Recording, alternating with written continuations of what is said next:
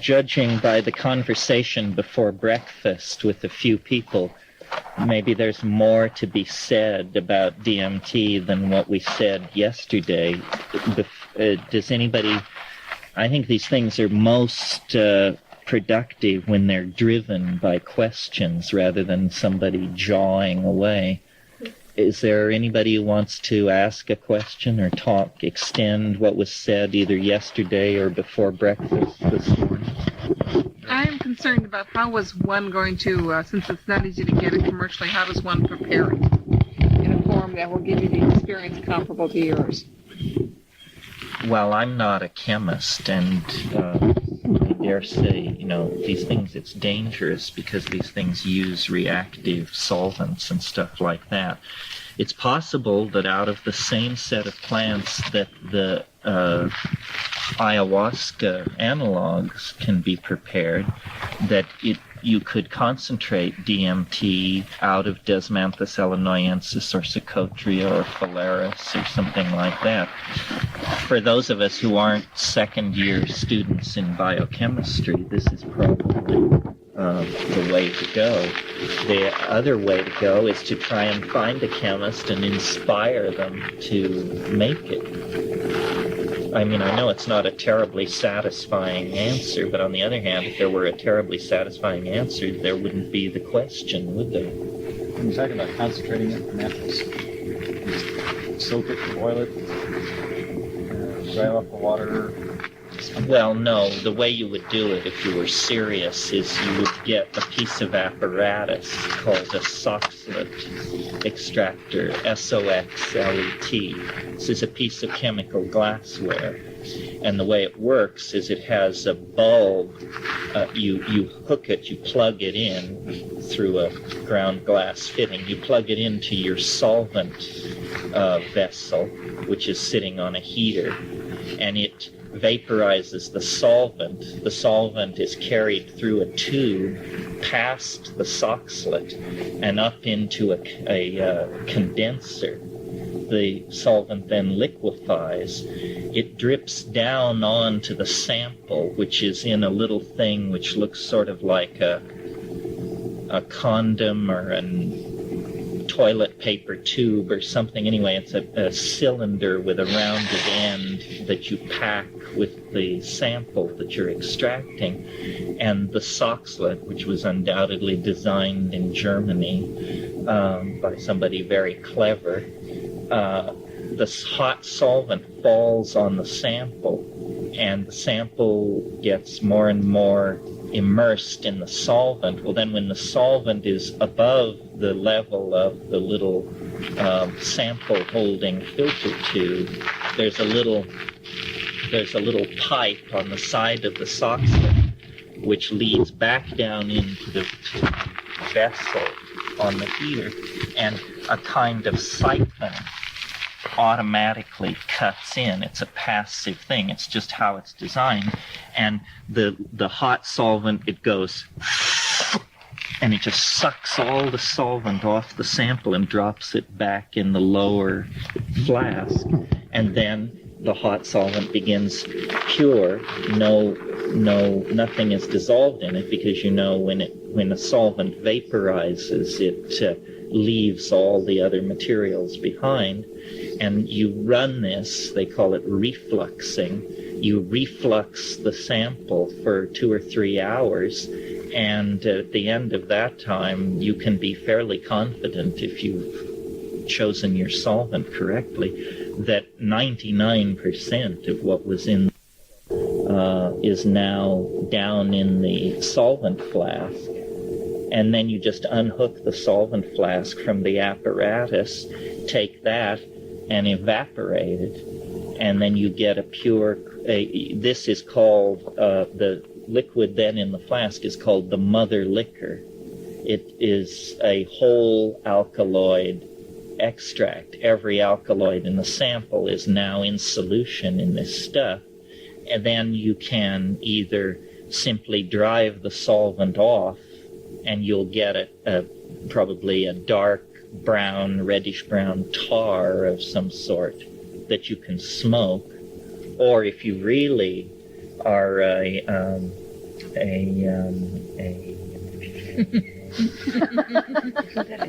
Oh, wow.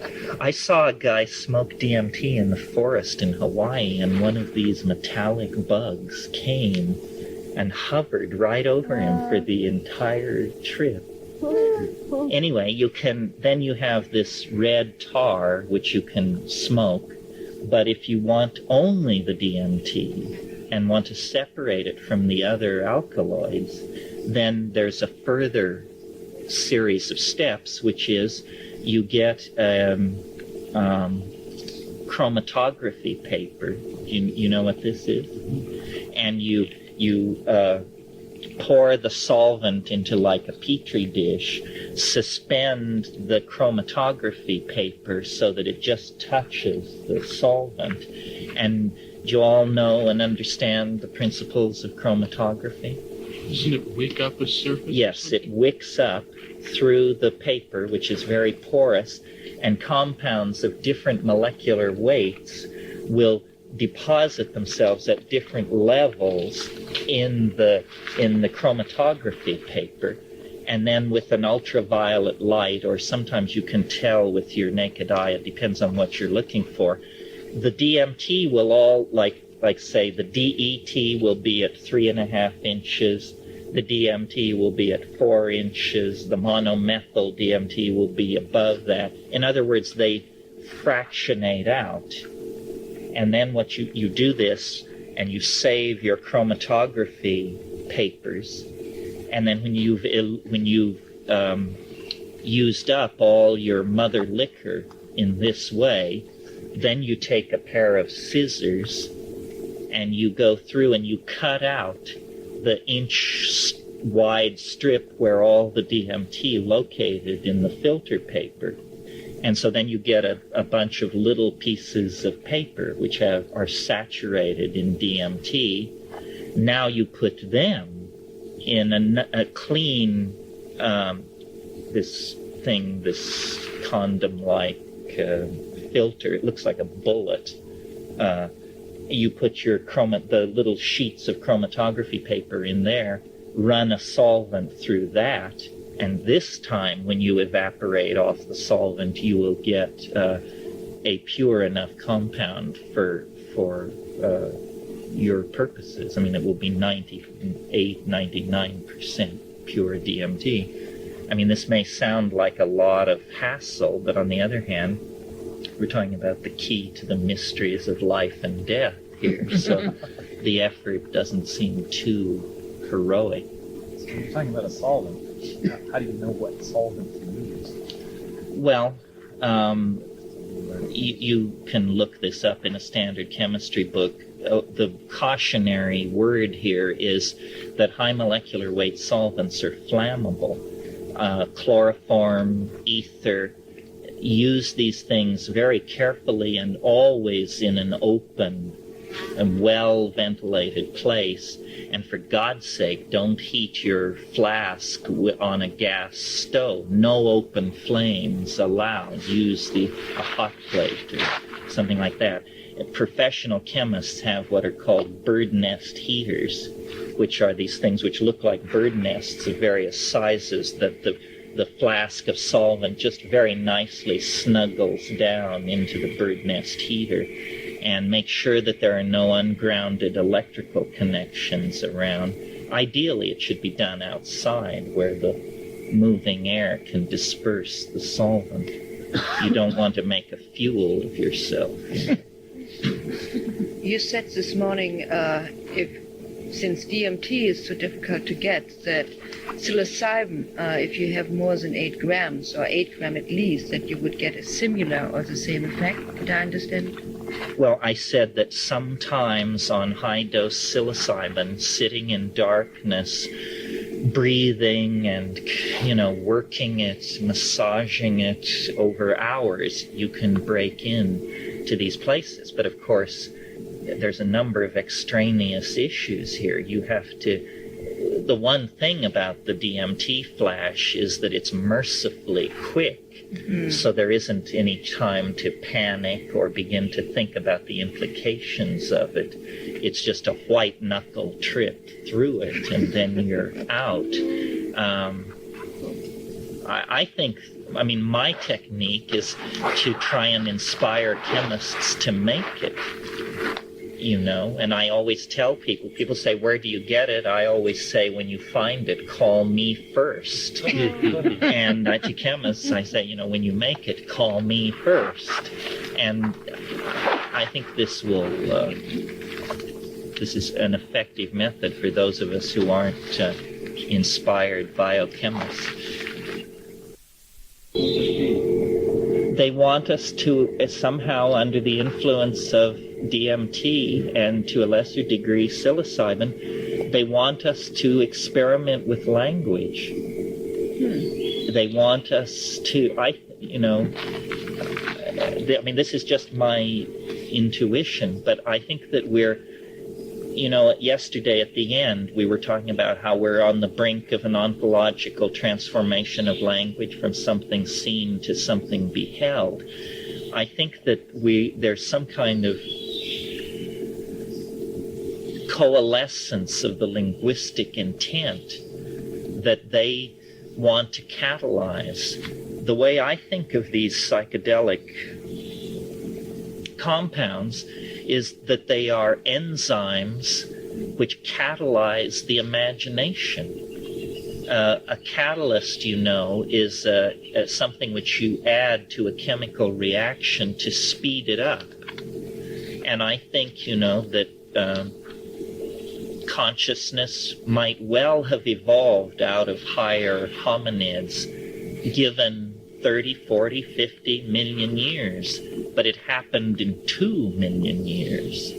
And to account for that, I think we have to look for a catalyst of the imagination.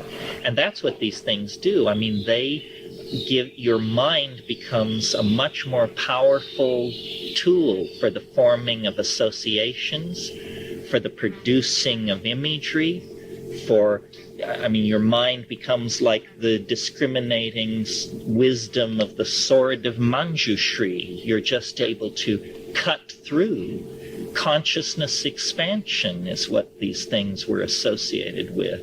And I say in my talks, it's absence of consciousness that is killing the planet. So if there's something that we can do to accelerate our consciousness, then it seems to me there's almost a moral and political obligation to do that. One thing that I find interesting is that in the Amazon, amongst the indigenous shamans or ayahuasqueros, when their visions, they have no doubt in their mind that is a peek into the spirit world, or that is the visions they have of the spirit speaking to them, or whatever. Like once I asked him what he saw after he drank ayahuasca, he said that he saw a beautiful woman that was glowing like gold, riding on a horse that was walking on top of the water. And she was telling him where the gold was, where he could find gold, and this and that. But and he was saying that was the Puri Wadni, or the woman of gold, the spirit of gold. And I'm just thinking that other young people that drink ayahuasca, they say that they're tapalo, they say they're covered, their eyes are covered. They don't see like the visions that the master ayahuasqueros see, which are usually just, like as we're saying, beautiful visions of spirits telling them things and this and that. And maybe the fasting and the initiation that the shamans and ayahuasca go through in order to get to the point where they can see these wonderful things is maybe preparing the body to be sensitive enough to receive, like to be able to get into that state on lower concentrations of DMT. Maybe it's because we haven't gone through that initiation, or that our bodies aren't subtly adapted to that we may need a higher dose or a more direct concentration. But I think it's maybe what they have developed in order to get to the point to see these things is some way or another, like preparing the body to be able to get into that state with the concentrations or with the things available to them. Yeah, I think, well, it's not something I think. It's so that the body is an incredibly sensitive and delicate instrument for interacting with the world. For instance, an example that I like to use, some of you may remember from when you were children, if you got a really good chemistry set, there would be a thing in it called a spinthariscope. Do you all know what a spinthariscope is? You could make one of these. They're really neat. You could make one. This seems to be the metaphor of the morning. You could make one with the paper tube from the inside of a roll of toilet paper. What a spinthariscope is it's a little pipe, usually no longer than this, and in one end it has a lens, and in the other end it has a painted phosphorus screen, like a television set, but just a little piece of cardboard that's got some phosphorus painted on it, and right in front of the phosphorus screen is a needle which has been dipped in airplane glue, and then the end of the needle has been rolled in the kind of radium that is on a glow-in-the-dark watch, you know? So what you do with the spinthariscope is you go into a closet and close the door, and you sit in darkness for about 10 minutes. And then you look into the spinthariscope, and lo and behold, it looks like twinkling stars. You see little flashes of light randomly on the other end of the spinthariscope. These are, get this, single photons of light, because the radiation from the radium is striking the phosphorus screen and kicking out single photons from the phosphorus. This is you sitting here, 145 pounds of meat, are looking right at single photons coming into existence. You're looking into the quantum realm. Now, they've also done experiments where, in a special kind of apparatus, they can I don't know how they keep the eardrum from bursting, but they evacuate air from the ear, and then they can release a single oxygen molecule into the ear, and you can actually hear it bumping against the tympanic membrane.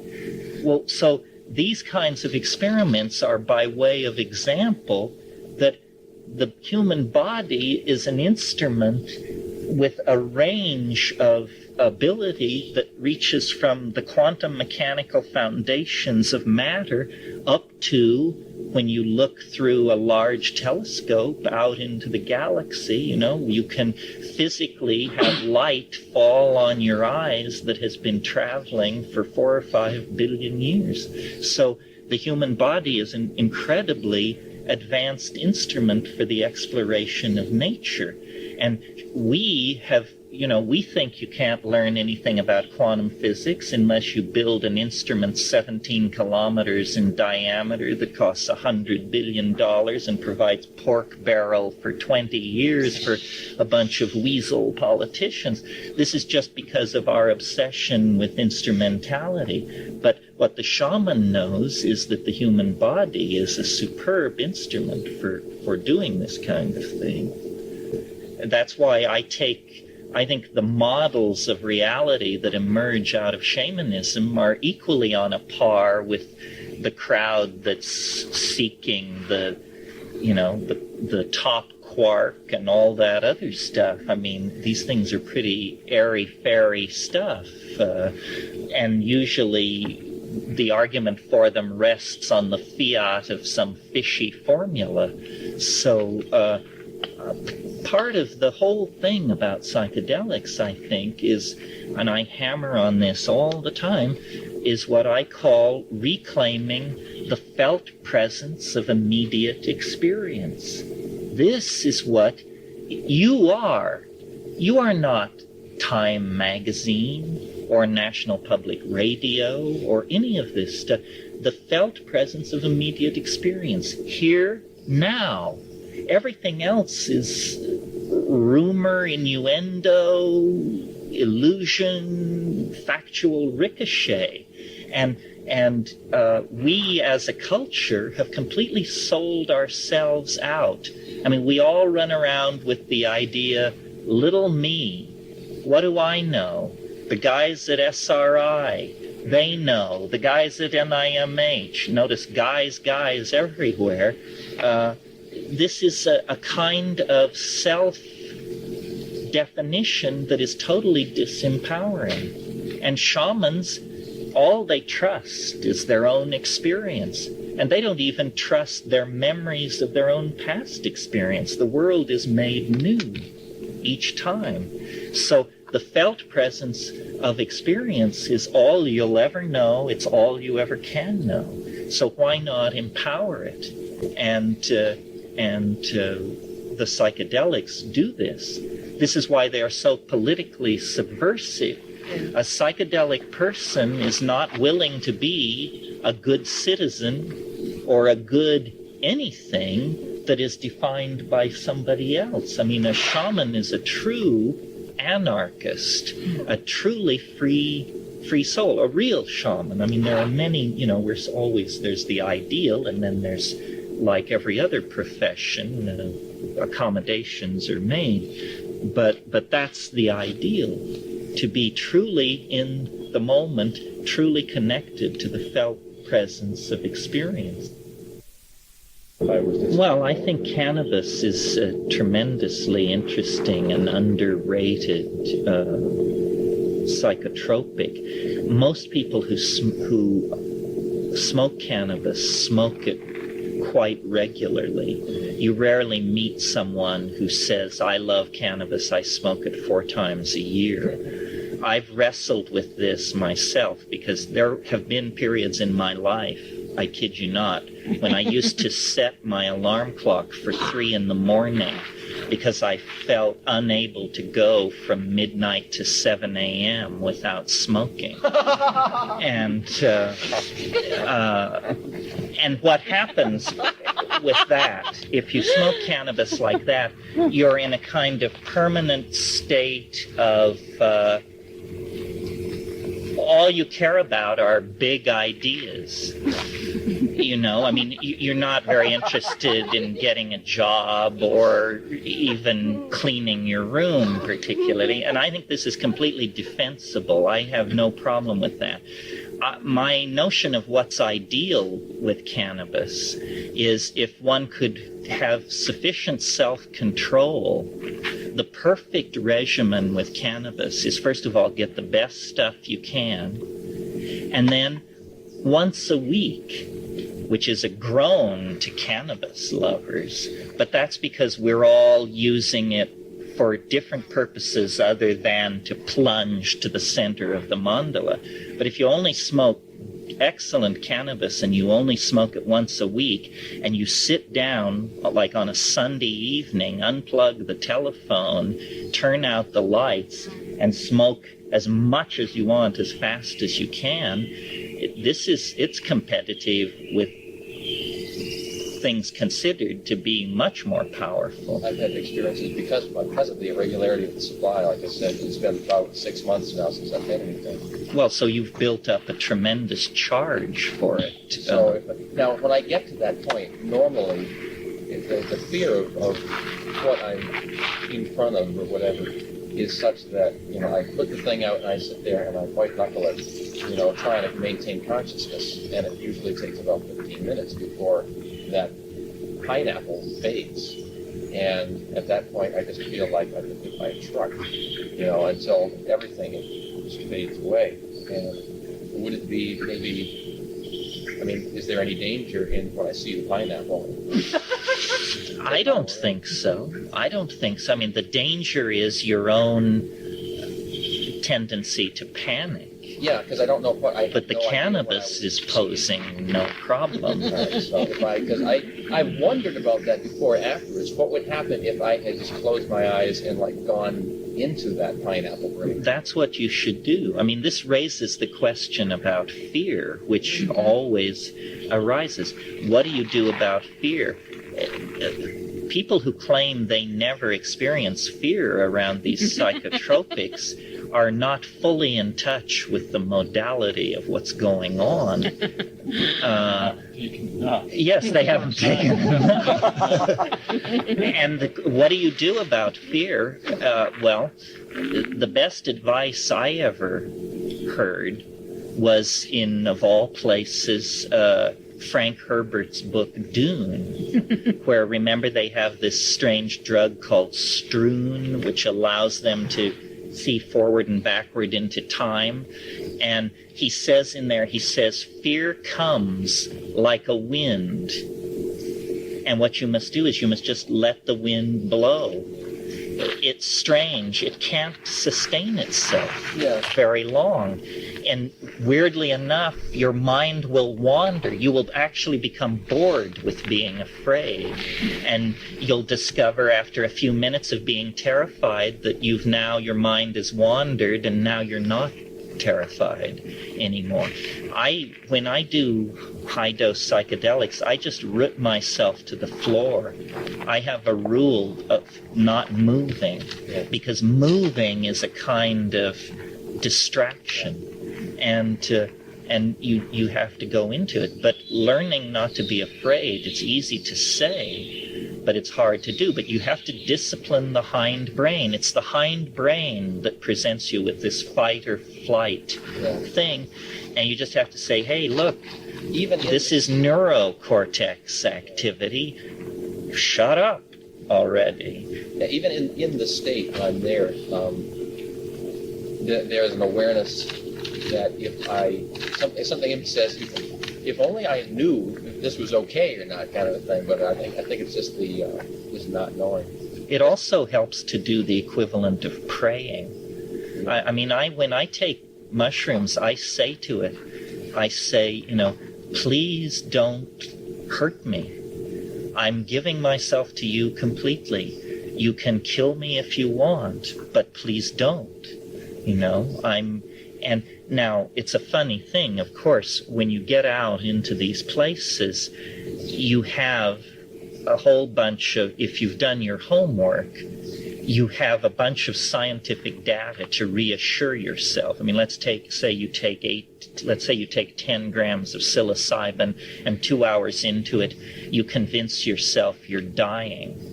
And then you say to yourself, but the LD50 of psilocybin is thus and so, and then you in the dark calculate, so I would have had to have taken 900 times more than I actually took to actually kill myself.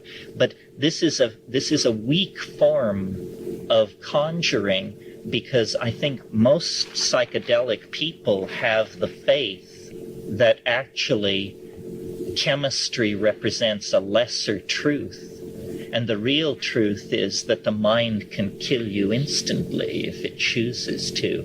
There's a terrifying passage in Jung, in Mysterium Conjunctionis, where he says, the psyche has 1,000 ways of terminating a life which has become meaningless. A slip in the hall, a step in front of an oncoming city bus, a moment of inattention.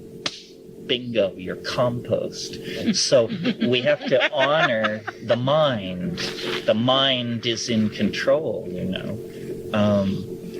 It's not easy to do this stuff. Anybody who calls it escapism just is pissing in the wind. They don't know what they're talking about. This is some of the toughest work that can be done. In the ancient world, the Greeks thought that the escapists were those who would not become inebriated, because they were thereby, and they were a type of social outcast, because they were hiding themselves from everybody else.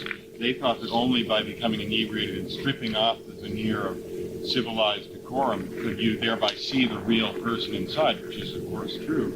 And the people that wouldn't do that were looked at with suspicion. And teetotalers in general, I think, should be looked at with suspicion. Yes, they're frightened, anal retentive didacts, and to be avoided in most situations.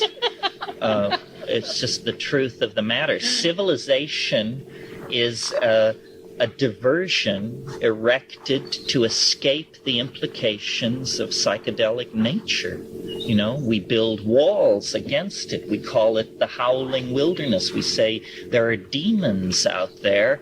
Let's build whorehouses and public baths and hold circuses, and at all costs, let us not find ourselves alone in nature with the mystery, because it just peels you like a banana. Most people say, God forbid, we should have to contemplate the true nature of our existence. That's right. And so life is an endless series of narcotic escapes.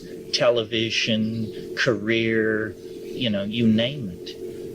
Another thing is, the experience I have with ayahuasca, we have on Amazon, and many times the ayahuasca will tell you, don't be afraid no matter what you see, because they're just visions, and they'll just teach you just something else that you don't understand teaching. And I must admit, I've got to the point where I thought I was going to die, you know, I was just sitting there so hot. For some reason, somewhere in the back of my head, I vaguely remembered that I did drink something, and I'm sitting in the hammock, I think, somewhere, you know what I mean? And you're just remembering that, you know, all of a sudden you wake up in the morning and have to, oh, I'm still alive, you know, but like, sometimes, I mean, some of the visions are horrifying sometimes when you drink ayahuasca. You see, like, you know, like, people with their skin being stripped off, or skulls flying at you, or blood, but it always seems to pass. Almost every ayahuasca session you have, you always see, like, both, you know, like, beautiful things and bad things, you know, and, like, death and life, and you see. And a lot of the times, you know, you feel like you feel like you're alone or something. You feel like you're completely isolated from everything. You feel like that no matter how hard you try to grasp onto something that you want, you know what I mean, you just can't. You know? Well, as you gain experience, you can conquer the fear of death. However, what I think is more of a problem, especially to the really dedicates, is the fear of madness. And this is a much more nebulous and not well understood phenomenon. And you have to, it's incredibly humbling. I mean, it will make you plead for mercy. It will rub your nose in it. People who have hubris can't do this very much or very long or very deeply, because it won't tolerate it. I mean, it can break you. It can break anybody. And so the only defense against that is a humble, a pure heart. That's what I mean when I say I pray to it, and I say, you know I'm an egomaniac. I know I'm, you know, way out of line. Please forgive me, and please don't hurt me. And then, you know, there are techniques. The most effective technique is sing. And we Western people, when we get in there, the tendency when it gets rough is to clench and to go into a kind of a fetal, you know, this is not the way to do it. The way to do it is to begin to move oxygen and sound around and just sing your heart out, and you will be able to ride it through, and it will respond to that. The other thing is, when I do strong psychedelics, I always have cannabis rolled and ready, and you view it as the rudder on the ship. And if I find myself sailing into the, you know, there's one place that I call meat locker land. And when I see that come up, I don't wait. I just take a hit of cannabis and begin to sing. And then I can climb. You climb on the sound out of the hole toward the light. And it's very demanding. I mean, it's very, very, your whole soul, your whole being rests on being, there is no greater adventure. I mean, you know, people run around saying, oh, every jungle's been explored, every mountain climbed. You know, on a Saturday night in the confines of your own apartment, you can be Ferdinand Magellan if you wish. I mean, you can see things no human eye has ever gazed on before or will ever gaze upon again. That's how big it is. in there. And finally, you just have to trust the stuff and trust your own preparation. Every waking moment should be a preparation for the psychedelic experience. I mean, people should read books, look at works of art, have sexual experiences, travel, spend time. Robert Frost said the secret of life is learning to enjoy people you don't approve of. And all of this, because you can't possibly be broadly enough educated to meet all the demands of the psychedelic experience. I mean, it is the challenge par excellence. And as is the case, as many people find, if they're doing some spiritual exercises, yoga or whatever, however dedicated you might be to this, or however interested or excited by it and so forth, there's also, I said before, there seems to be no end to human folly. There's also no end to human laziness. And there are all these, what Burroughs called the claims of the aging, nagging, cautious, frightened flesh, that would always prevent you from. You can talk yourself. I find myself that I have to sometimes say, okay, enough bullshit. It's time to take something, because the claims of life itself will just steer you invariably away from it. No matter how interested you are intellectually or emotionally, or what kind of ecstatic experience you might have with it, not something that ecstasy is not fun. Like Lawson said, your very soul is seized and shaken until it tingles. And That's right. And if you, like I notice in myself, just in something as simple as cannabis, if I stop, it's like my world just begins to narrow, and I begin checking my bank balance. I begin keeping track of my receipts. I begin wondering about my insurance situation. In other words, I'm turning into a jerk, a patsy, a member of this absurd society that we're living in, and I don't want that. I mean, that's why I call these things deconditioning agents, because the concerns of the petty bourgeois are not compatible with the psychedelic lifestyle. And, everybody has to find their own balance. But a life lived without spirit is not really, to my mind, a life worth living. And it's... Well, that's one reason why the petty bourgeois is so voraciously against these things. Because it challenges the worth of that style of being, worrying about your lawn, for God's sake, and spending thousands of dollars on eliminating crabgrass, or maybe deciding you need a facelift or some other. I mean, this is just bananas, this kind of thing. Another thing, back to the singing, I don't know how many people have experience with the ayahuasca in the traditional context, but I suppose that's one thing that I'm here to show you all. But it's every time that the people drink ayahuasca, the shaman will always sing, and through the songs and through the whistling that they control what they see, or at least they gain a more kind of a stable position of where they are, what they're seeing. They're just randomly playing up them. Sometimes I've noticed when the guys are singing, they'll be like, all of a sudden out of nowhere, like this huge phoenix will appear right behind the guy. This little humble old guy will be sitting there with his shake and his rattle, and around his legs will be giant snakes, and like from his rattle and from his arms and mouth, lightning bolts will be shooting out in all directions. And then all of a sudden he'll just stop.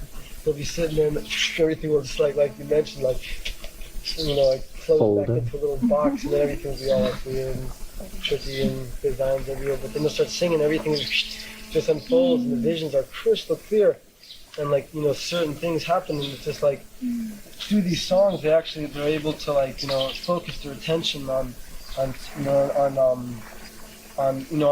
whatever they're trying to accomplish, whether it's seeing inside the patient or whatever it may be.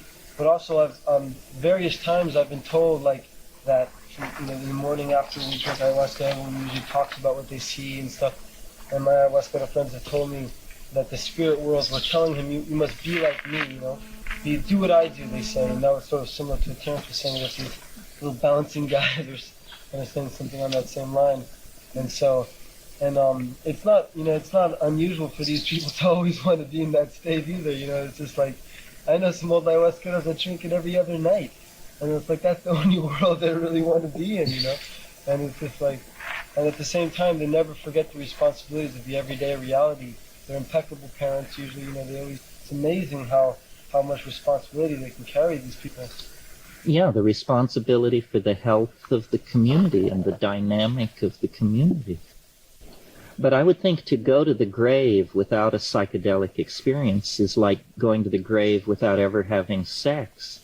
It means that a major portion of what it is to be a human being, you just missed the point.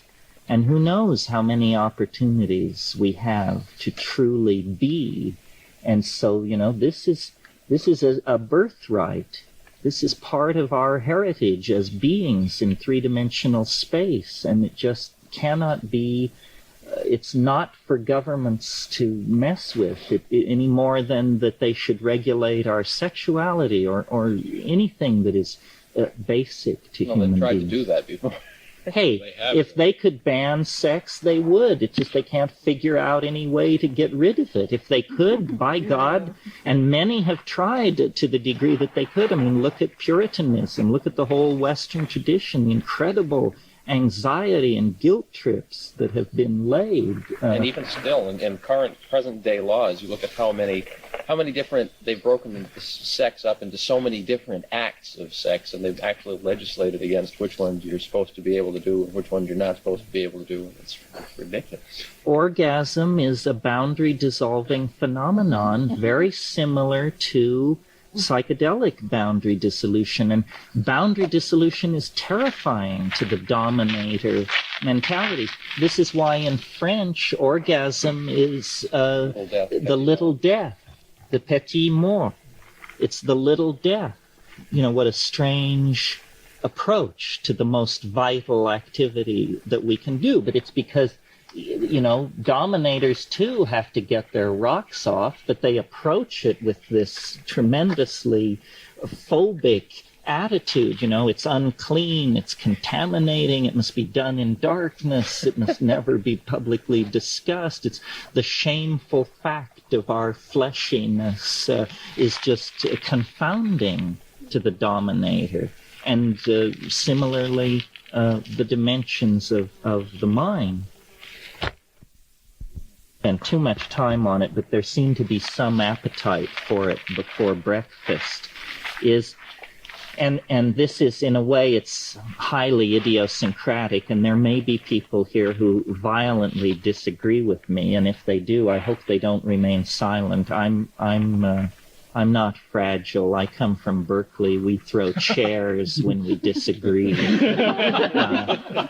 But I thought it would be interesting, or I would just like to tell you how I see. I think that it's legitimate to try and make sense of things. Some people say, well, you just must accept. You don't try to understand it. But I really get a kick out of understanding. It's a high in itself. And so I want to know, we are aficionados of the psychedelic experience. We imply that it could change history, maybe save the world. So the real question that has to be answered is, what's so great about it? Are we better people than people who don't do this? Is this really, what's so great about it? Or are we no different than Scientologists, Mormons, Hindus, anybody who's got some set of interlocking explanations that make it all make sense for them? And my model for what's going on is a geometric one. I mean, I'm enough in the Western scientific tradition to believe in the primacy of mathematical description, that somehow that cuts deeper than verbal metaphor. So I believe that consciousness as we ordinarily experience it, it's evolved over millions of years of pre-human existence and then human experience into a device, a detection system to preserve the body. Consciousness is a somatic protective adaptation. Insects exude toxins. Jaguars have claws and teeth. We think, and it's a way to, it's an aid in survival. But it has become that through the exigencies and constraints of three-dimensional space in a fairly dangerous environment, because our bodies are soft, easily destroyed, easily mangled. And so consciousness has become a protective shell that we use to think our way through life and avoid danger. But in and of itself, consciousness, I think, is something else. That's why I say the way to take psychedelics is, and people argue this, I think the best way to do it is in a situation of near sensory deprivation. I say silent darkness. And people say, yes, but it's so wonderful to wander stoned in the woods. Yes, it is, but it is never as intense as what can be achieved when exterior input is restricted. And when exterior input is restricted, I think that consciousness literally unfolds into a higher dimension, into a kind of hyperspace or superspace. This is why the shaman can see inside someone's body. You can't see inside someone's body unless you're in a higher dimension. If you're in a higher dimension, the inside and the outside of someone's body is equally accessible. Do you all understand what I mean? That if you're in hyperspace, there's no such thing as a locked box, and there's no such thing as the inside and outside of a body. Similarly, the shaman can see who stole the chicken, or the shaman can see who sent the virote, the tentsak, the poison dart, because in fact, the shaman transcends linear time and space. One definition of what a shaman is, and the mushroom told me this. I said, what is a shaman? And the mushroom said, a shaman is someone who has seen the end. No hesitation. A shaman is someone who has seen the end. What that means is that here we are down in the three-dimensional space-time matrix with the conscious mind bound into the body. But when we basically anesthetize or de-emphasize the body and allow consciousness to unfold to its own parameters, then it obviates time and space. It obviates the inside and the outside of things. It is an authentic journey into a superspace that can be mathematically analyzed if necessary. And what came up before breakfast this morning was, I've been grappling with this DMT thing since 1967. And the puzzling part of it, the epistemically challenging part of it, are the entities. I mean, that's big news. I mean, a hallucination is one thing, an intellectual insight is one thing, but beings? I mean, that's something quite of a different order. Well, let's try and be, if not scientific, at least have a certain rational economy to our thinking on this subject, and let's take it seriously. Let's say that, yes, we agree that on DMT, in the flash, one encounters beings that have a great affection for humanity and a wish to communicate with them. Now, a spectrum of explanation offers itself in line with the current obsessions of our culture, the first thing we might suppose is, my God, these are extraterrestrials that are somehow available through this alteration of consciousness. Now, extraterrestrials are a hypothetical construct. Nobody has ever trotted one around. The people who believe in extraterrestrials without question invariably vibrate with the same kind of narrow-minded, opinionated aura that you get with Christian fundamentalism or anybody who has all the answers. I think it's very unlikely that these are extraterrestrials because, you know, the distances between the stars are incomprehensibly vast, and the time that is involved is incredible. And, you know, of course, there could be instantaneous technologies, but I said we would have a certain rational economy in our explanation. Okay, so extraterrestrials, that's one possibility. Next possibility. We know from those of us who are aficionados of science fiction that within the 20th century the concept has been booted around of what's called a parallel continuum.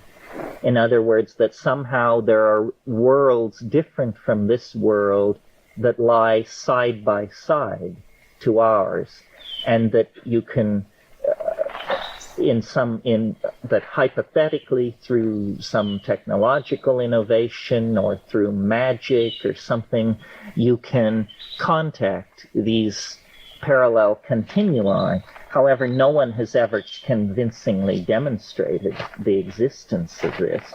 Well, so then if we use what is called Occam's razor, which is a very respected, logical a limitation used in the formation of hypotheses to keep things from getting too baroque. Occam's razor simply says hypotheses should not be multiplied without necessity. In other words, keep it simple, stupid. If it doesn't have to be complicated, why complicate it? So if we try to apply Occam's razor to the entities encountered on DMT, then it seems to me far more likely, and nevertheless incredibly challenging to our conceptions of reality, far more likely than that these entities are extraterrestrials or dwellers in some hypothetical parallel continuum. A more economical hypothesis would be that these are souls. After all, they love us, they're very interested in us, and they seem to be somehow right here. They are souls. And what you break into is an ecology of souls. Well, now, we, I think, far more than most of us realize, have bought in to the premise of materialism, which is that when you die, you become compost, and that's it.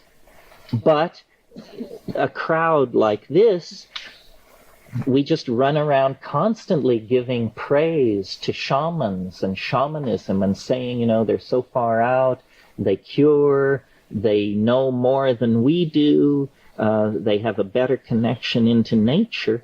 Well, then, when we ask the shamans, what do they say about these entities?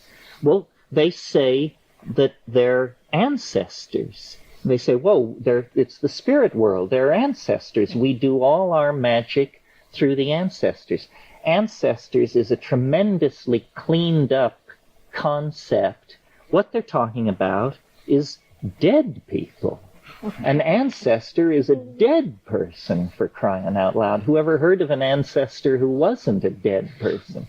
So if we have such respect and reverence for the insights of shamanism, then we are going to have to take seriously a fairly confounding notion to our materialist point of view, which is when you smoke DMT, you encounter souls. That, in fact, death has no sting. And that the metamorphosis of conscious life occurs beyond the grave. And I find I resisted this for years. I just pushed it away as too weird. Better they should be extraterrestrial meme traders come here to do X, Y, and Z. Better it should be a parallel continuum. But shaman worldwide insist that they are the ancestors. What can we bring to bear against that? 500 years of scientific rationalism that has produced a neurotic world population and a toxified planet. This is where the humility comes in, I think. We have to seriously consider the possibility that, as Mircea Eliade says in his wonderful study, Shamanism, the Archaic Techniques of Ecstasy, he says, the shaman is one who can pass through the same gate that the dead pass through every day. But the shaman returns. The shaman returns. Well, this just raises the hackles on the back of my neck, because now we're beginning to get answers. This is not instant psychotherapy. This is not an elaborate form of self-indulgent play. This is getting down to the most bedrock stuff there can possibly be. We are gaining insight within our own intellectual constructs into what lies beyond the grave. And this is in all the science fiction scenarios of what the future held, colonies on Mars, physical immortality, nanotechnology, star flight, nothing could be as confounding to 20th century secular civilization as the discovery of what lies beyond organic life. And maybe it's because I've always been obsessed with Lepidoptera and have spent many years observing them, but I see now, Jonathan showed last night the statue of Xochipilli, the butterfly there. The butterfly, even to the Greeks, was the symbol of psyche. The butterfly is the symbol par excellence of metamorphosis. And so I think that what we are on the brink of learning as a culture is that our terror of death is a misapprehension of how the universe works. I mean, we're like caterpillars contemplating pupation and saying, my God, nothing could be worse. No longer will I chew on the cabbage leaves. No longer will I spend my time moving around on the underside of foliage. Instead, something horrible and unimaginable. I don't want to become a chrysalis and lie still and exhibit no sign of life. But then, and the caterpillar never notices, unless there are shaman caterpillars, that what are these miraculous creatures moving through the air in a cloud of exultant iridescence? It is the human soul and the mystery of human becoming. And this, to my mind, Dahlia challenged me after the talk the other day, where we got into some pretty existential stuff. What is the basis of hope? The basis of hope is that the teaching of teachings of shamanism is that death is an illusion of the material mind, and that life is, as the Buddhists, the Dzogchen people, the shamans, as all the old earth-centered, rooted philosophies teach, life must be a preparation for the transition to another dimension. Now, God, I never thought I would have come to this place. I mean, I fought my way free of the Catholic Church, and it's clearly not necessary. I'm fascinated by Timothy Leary. He's a personal friend of mine. There is not an iota of spiritual sensitivity in the man. I mean, he will tell you this. You've probably all heard him say, God, fuck God. You know, I mean, it's something he loves to do in front of audiences. He's a behavioral psychologist from Harvard, even 40 years and 10 trillion micrograms later. But I think that this is the big news. And remember when I said the other day in our heavy discussion that we have to learn to die with dignity? I didn't mean just fold your tent and sink into the quicksand, embracing the idea that there's a noble destiny in becoming ant food. I meant we should realize that life is an opportunity to prepare our vehicle for transition into eternity. And the urgency that is now coming out of the plants and out of all of this is because, remember how I said 95% of all species have become extinct? Apparently nature is a mechanism for producing extinct species. I think that consciousness is the precondition for immortality. And that, I mean, and I'm just basically, this is the name of this talk is What I've Learned from Psychedelics or something like that. That the purpose of life is to become conscious and to strengthen consciousness. William Blake says after death there is a golden spiral into eternity, but not all can traverse the golden spiral. And then he says, if you fall from the golden spiral, then there is eternal death.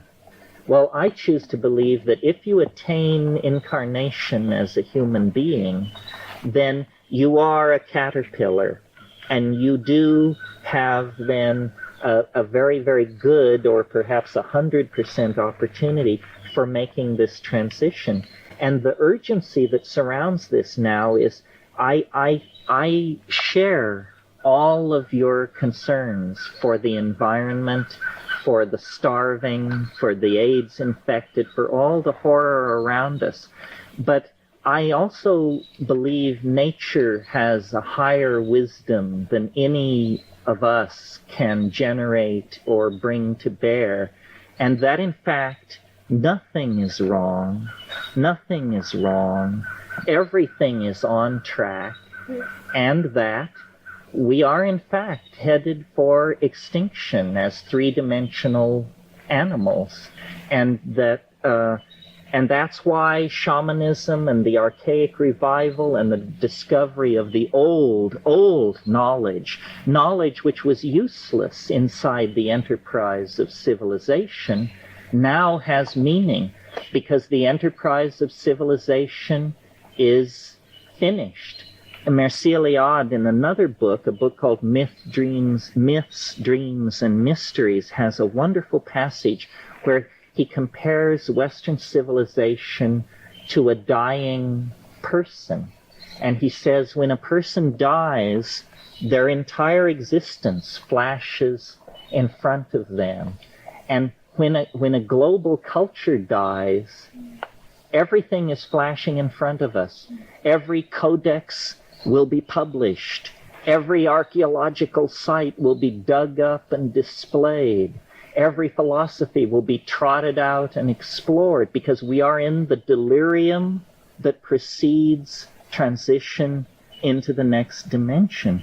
And if we can, through the use of psychedelics, create a shamanic understanding where, and I think that's what we're doing. That's what this circle is.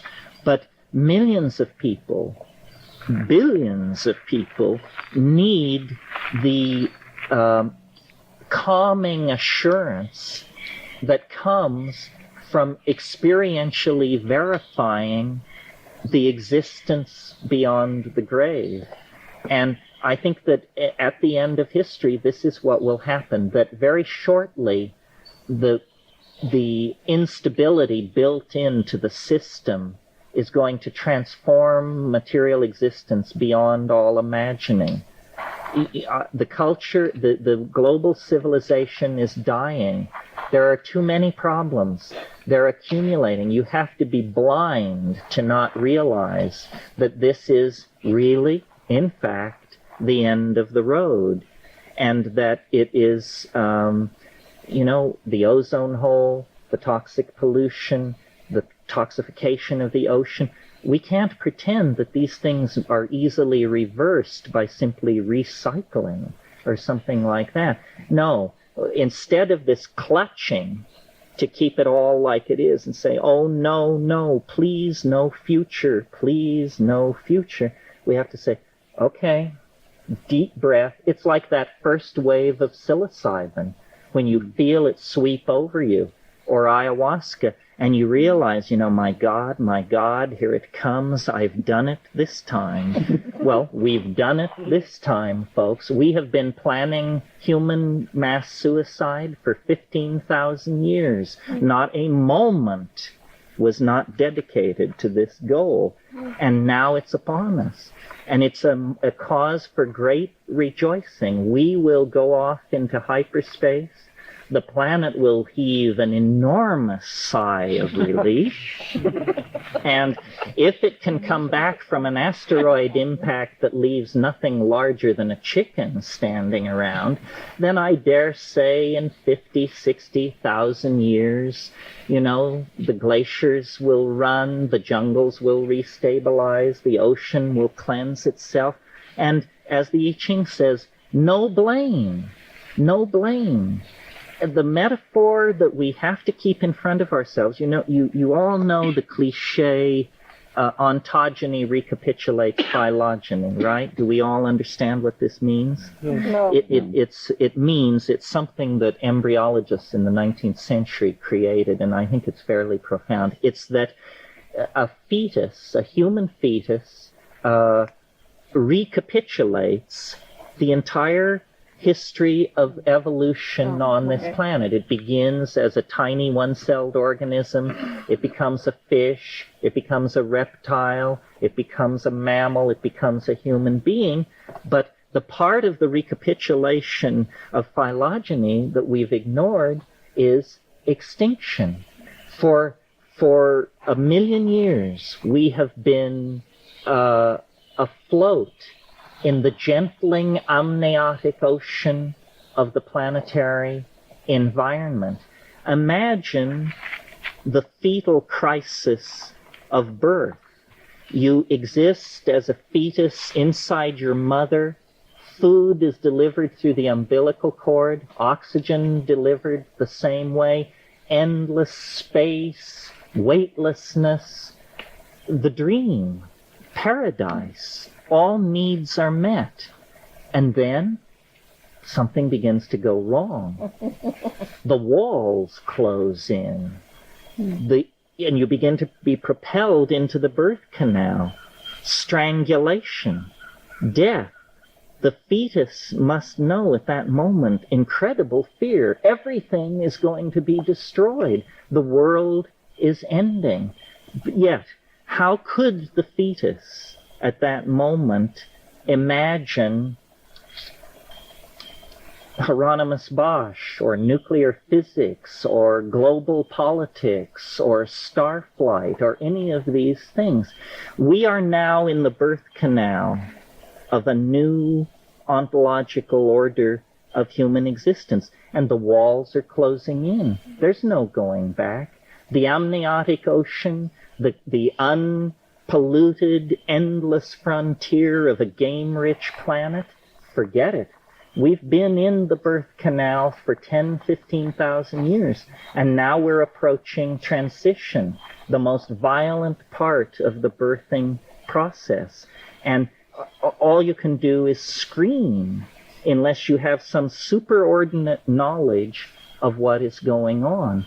The shamans in the rainforest, shamans among us, and as a goal for each of us, must act as the midwives to a new order of existence. There's no going back. We've burnt this scene to the ground, and the womb is stretched, the womb is traumatized, but it can recover, but the child and the mother must be parted. Again, the metaphor of pregnancy. If a pregnancy is somehow if the birth is not smooth, if the child is not parted from the mother, toxemia sets in. And then you have a real crisis. The life of the mother, the life of the child, everything is in danger. This is the real problem. I don't think we've reached that place yet. I think that we'll go fairly smoothly into hyperspace, but I think the emergence in the last 20 years of masses of human beings taking psychedelics, masses of human beings talking about getting in touch with the spirit, talking about a new shamanism, an archaic revival, this means we are very, very close to seeing the light at the end of the tunnel. And it's a radiance, the meaning and the depth of which cannot be told, because we are, after all, being born into a higher dimension. But if we believe in the dynamics of nature, if we believe in the rightness of being, then there should be no anxiety. There should be no alarm. This is what psychotherapy and shamanism and all these things exist for, is to spread the truth about the situation so that we don't clutch and we don't hold on and spread panic and hysteria. And that's what I've learned from psychedelics. To get to the spirit, I can't see for myself. I can't see bypassing the heart. But anyway. Well, don't you think that the collapse of everything familiar is going to open our hearts? I mean, look at what AIDS has done. Look at what the information we have about the rainforest, or the pictures of Somalia. I mean, the most open-hearted of us open first. But before this is over, every one of us will probably bury the dead and walk through, hell. And it will open the heart. It can't fail to open the heart. I mean, when a friend dies in your arms, maybe the first time it doesn't work, but the second, the third, the fourth, we are going to get it sooner or later. And it's bigger than all of us. I mean, it's just so big. And it's always been there in miniature in the phenomenon of our own deaths. But we don't look at that. But, if you will contemplate your own death, your heart will open.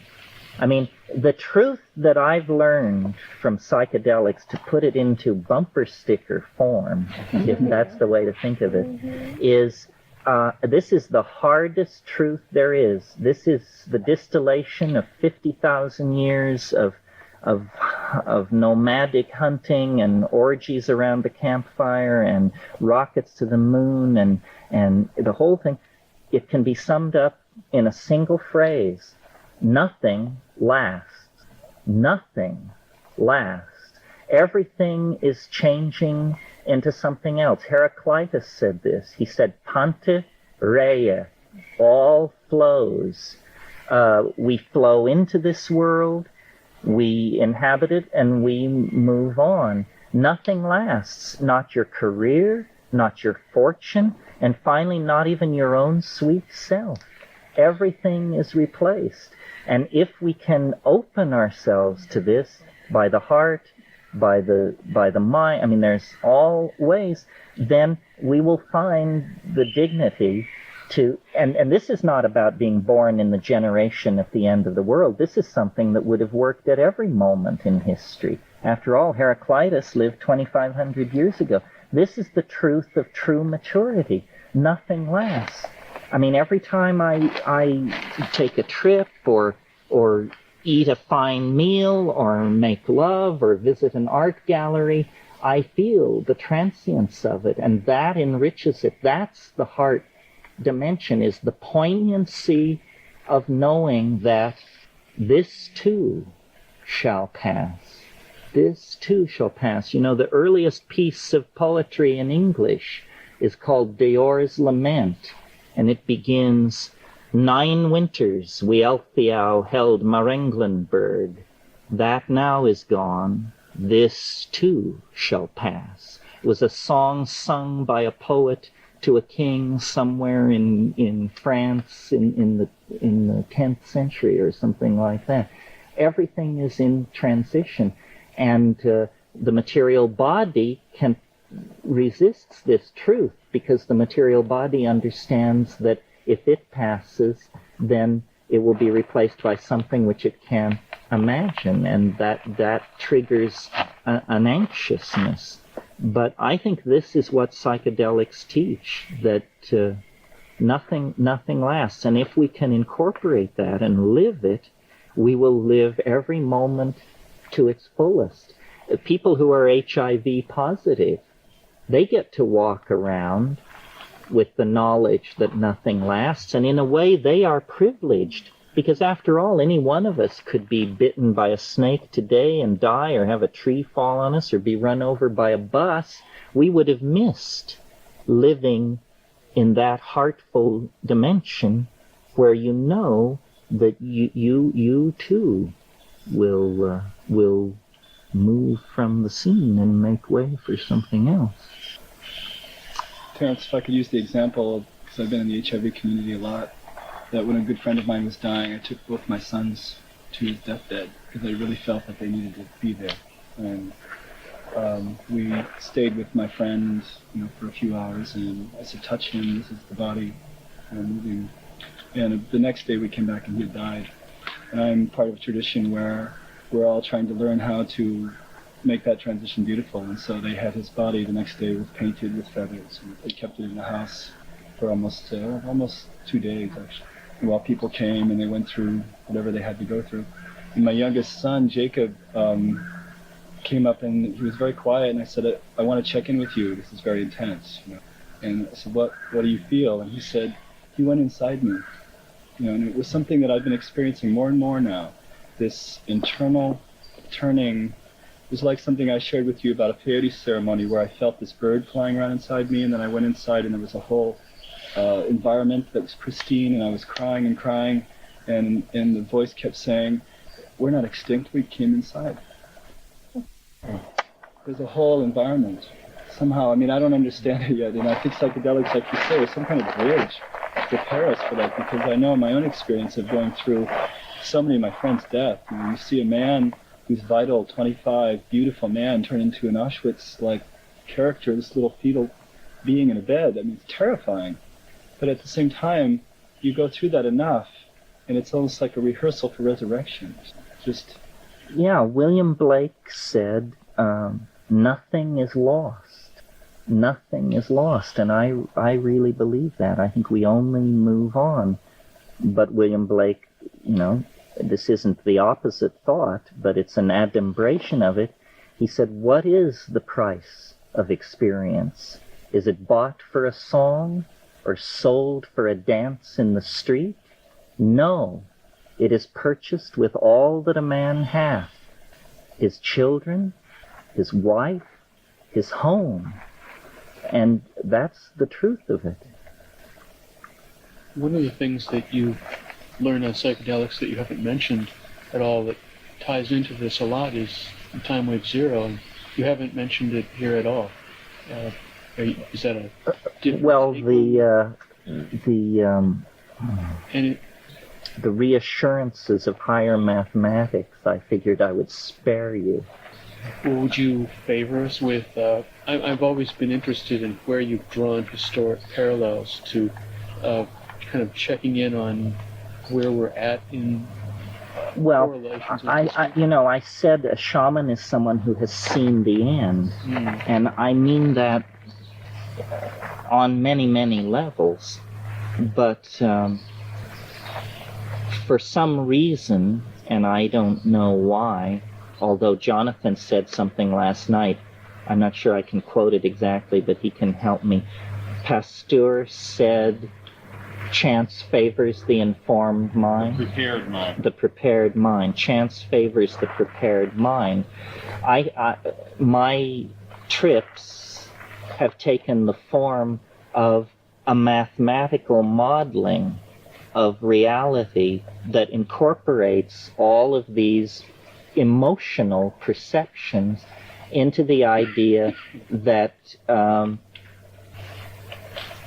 there is a natural order to time, and in the same way that a pregnancy has a describable unfolding, human history has a describable unfolding, and we can, if we pay sufficient attention to the content of the psychedelic experience, and if we have prepared our mind, and in this case it happens to mean by gaining familiarity with a previous system for describing time, the I Ching, that the ecology of souls beyond death can actually give us a map, and a map of history showing where it begins, where it climaxes, and where it ends.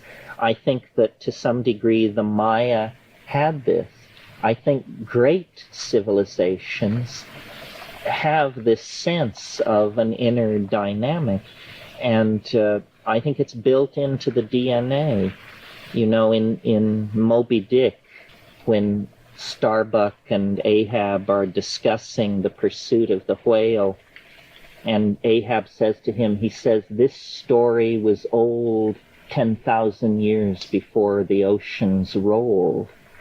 I think this story was old a million years ago, and that we are on schedule, on track, and it's our job to prepare our minds and then to make a kind of peace with it. And what the psychedelics offer is nature is offering reassurance and saying, if you will but turn away from the masturbatory activities of secular civilization, all nature seeks to speak to you of the completion, of the plan, of the glorious hope that lies ahead. The Irish, a perverse race, if there ever was one, have a wonderful toast, and it is, may you be alive at the end of the world. And I think we've won the jackpot. We get to be the most privileged generation of all the thousands and thousands stretching back and back and back, because we have ringside seats for a drama that was ancient before the ice melted. Let me try and get off this heavy thing for a minute and tell you something about the Irish that I think sheds a little bit of light on DMT. As you know, the Irish have, if we think in cultural stereotypes, two things that are associated with the Irish invariably are intoxication and little people. And some of you may know that in Christian theology there is the concept of purgatory. And purgatory is where the souls of unbaptized children are thought to go. And it's exactly like heaven, except that you don't get the sight of God, because you died unbaptized. I mean, this is just their dogma. Well, I always assumed that the doctrine of purgatory arose probably at the Council of Nicaea, or I just hadn't given it much thought. And then I was asked to write an introduction to a reprint of Y.E. Evans Vence's book, The Fairy Faith in Celtic Countries, which is a wonderful ethnographic study of fairy beliefs in Brittany, Scotland, and Wales. And I had not read the book since I was 14, so I read it again, and I learned there, to my amazement, that the doctrine of purgatory was created when Patrick arrived in Ireland to convert the pagan Irish to Christianity. He found this fairy faith just very strong, and it was a belief that when you die, you go into a dimension very nearby, in fact all around, and you continue in some kind of existence, having parties and drinking under hills and making magical objects and stuff. And the belief in Ireland is that certain people can see the fairies. If you have what's called the eye, you can see the fairies, and the people who have the eye say they're all around, they're everywhere, there are thousands of them, they just fill nearby space. Well, Patrick told them then, he created the doctrine of purgatory, and when he successfully converted the pagan Irish and returned to Rome and filed his reports, they were so impressed with the success of his missionary work that they made it general church dogma, and then they used it very successfully in the Slavic conversions in the East. So purgatory is really fairyland shoved into an uncomfortable accommodation with Christian dogma, but it is the basis of both beliefs is the same phenomena which are revealed under DMT, the presence of a nearby space filled with entities with an affection and concern for humanity.